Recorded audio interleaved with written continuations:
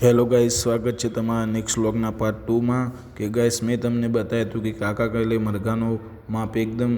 સરસ રીતે લઈ લીધું હતું અને તમે જોઈ શકો છો કે તેના પર આજે માલ અને ઈંટો મૂકી રહ્યા છે અને તમે જોઈ શકો છો કે કમ્પ્લીટ ફિનિશિંગવાળું કામ છે અને ઈંટો મૂકીને એકદમ લેવલમાં કરે છે અને એના પછી એ આના ઉપર ખૂબ બધો માલ નાખી દે છે અને તમે જોઈ શકો છો કે સાઈડમાં જે પણ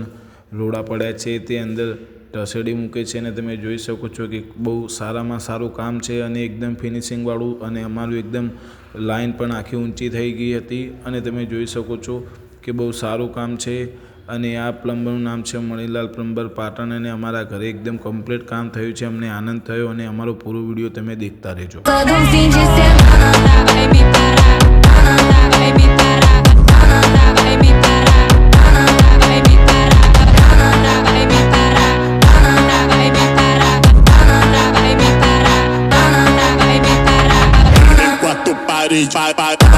Em quatro paredes, em quatro paredes, em quatro